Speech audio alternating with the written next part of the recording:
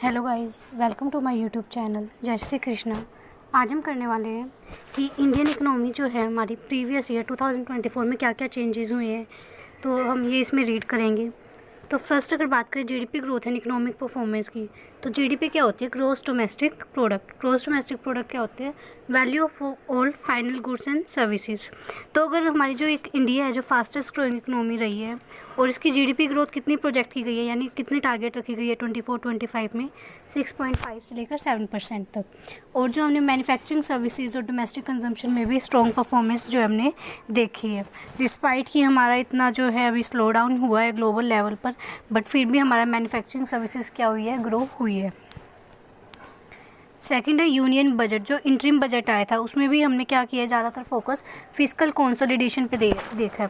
Fiscal consolidation क्या होता है कि हम अपने फिस्कल डेफिसिट को कम करें और जो डेप्ट है हमारा उसको कम से कम करें और एक्सपेंडिचर हमारा कम हो, रिवेन्यू हमारा ज़्यादा से ज़्यादा हो। तो इसलिए हमने जो टारगेट बनाया है फिस्कल डेफिसिट का, वो क्या बनाया? 5.1% of GDP for financial year 2025।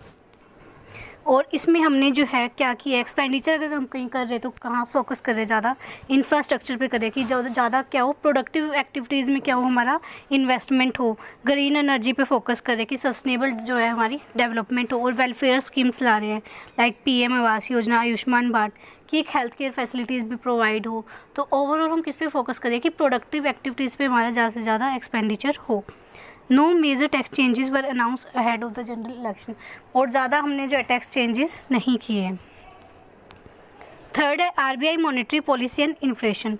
RBI ने भी जो है बहुत अच्छे से ध्यान रखते हुए रेपो रेट को सेम ही रखा है, that is 6.5% due to inflation. क्योंकि अगर इन्फ्लेशन बढ़ जाएगा, क्योंकि हम इन्फ्लेशन रेट क्या है, हमारे पास टारगेट दे रखी है आरबीआई ने, डेट इज़ 4+2, यानी कि 6 से ज़्यादा नहीं होना चाहिए और कम से कम 2 होना चाहिए।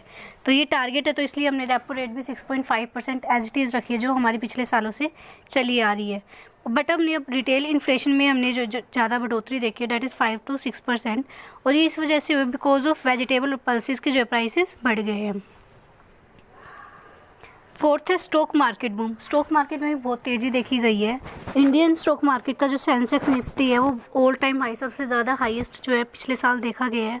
इसने 75,000 सेंसेक्स को भी क्रॉस कर दिया है। और निफ्टी की अगर बात करें तो 22,500 को क्या कर दिया है? क्रॉस कर दिया है।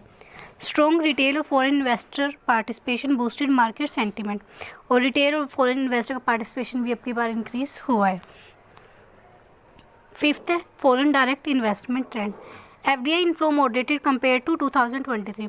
अगर 2023 के कंपैरिजन में देखें एफडीआई, तो हमारा मॉडरेट ही लेवल रहा है। एफडीआई में ज़्यादा कुछ इतनी बढ़ोतरी नहीं हुई है ड्यू टू ग्लोबल अनसर्टेनिटी, क्योंकि बहुत सारे लाइक वोट चल रहा था, तो इस वजह से एफडीआई हमारी इतनी नहीं बढ़ी है।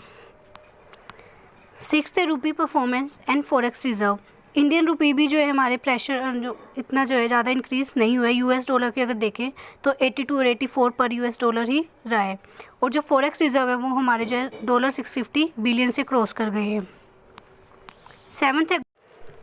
सेवन्थ है global economic impact on India, कि इंडिया पे ग्लोबल लेवल पे क्या इम्पैक्ट पड़ा है।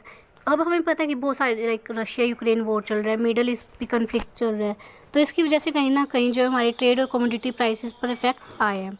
बट इंडिया को जो है बेनिफिट मिला है चाइना +1 स्ट्रैटेजी से। इससे हमारे क्या हुए? मैन्युफैक्चर जो सेक्टर है वो क्या हुआ है? एक्सपेंड हुए। एट्थ है employment and labour market trends. Unemployment remained a concern. Unemployment gradually जो है हमारे लिए कंसर्न रहता ही है, बट स्पेशली अगर देखें तो यूथ और ग्रेजुएट्स में क्या रहा है, अब की बार स्ट्रॉन्ग जो है काम कर रहा है कि यहाँ से ये कम हुआ है हमारा अनएम्प्लॉयमेंट। और गिग इकोनॉमी और टेक ड्राइवन जॉब्स भी क्या हुए? बढ़ी है। नाइन्थ है agriculture and rural economy challenges. Monsoon की चेंजेस की वजह से क्या हुआ है, हमारा कहीं ना कहीं क्रॉप यील्ड पे इफेक्ट पड़ा है।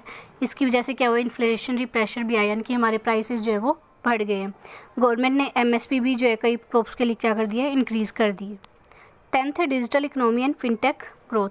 तो यूपीआई ट्रांजैक्शन को एक हमारा एक ब्रेकिंग रिकॉर्ड रहा ही है कि हमारे जो 40 बिलियन है मंथली ट्रांजैक्शंस जो है क्रॉस कर गई है। तो आरबीआई ने जो न्यू डिजिटल लैंडिंग और फिनटेक रेगुलेशन को भी क्या किया है? इंट्रोड्यूस किया है, ताकि जो ज़्यादा से ज़्यादा जो ट्रांजैक्शन हो और मेल प्रैक्टिसेस कम हो। 11th है general election and economic policies. 2024 Lok Sabha election influence economic policies with government avoiding major reforms ahead of polls. जब 2024 के लोकसभा के इलेक्शन हुए थे तो गवर्नमेंट ने जो ज़्यादा इकोनॉमिक पॉलिसीज़ में चेंजेस नहीं किए हैं और जो भी रिफॉर्म्स हैं उनको अवॉइड ही किया है। पोस्ट इलेक्शन की बात करें तो इकोनॉमिक रिफॉर्म्स टैक्सेशन में देखने को मिले हैं, लेबर लॉज में और इंफ्रास्ट्रक्चर में इंक्रीज़ हुए हैं। 12th है infrastructure and green energy push. तो इंफ्रास्ट्रक्चर लाइक प्रोजेक्ट होगी, रोड, रेलवे, पोर्ट्स, इनमें हमने प्रोग्रेस देखने को मिली है under the national infrastructure pipeline. और इंडिया ने जो है सोलर विंड एनर्जी को भी एक्सपेंड किया है, इसकी कैपेसिटी को जो है 500 गीगावाट रिन्यूएबल एनर्जी को एक्सपेंड टारगेट बनाते हुए एक्सपेंड की है।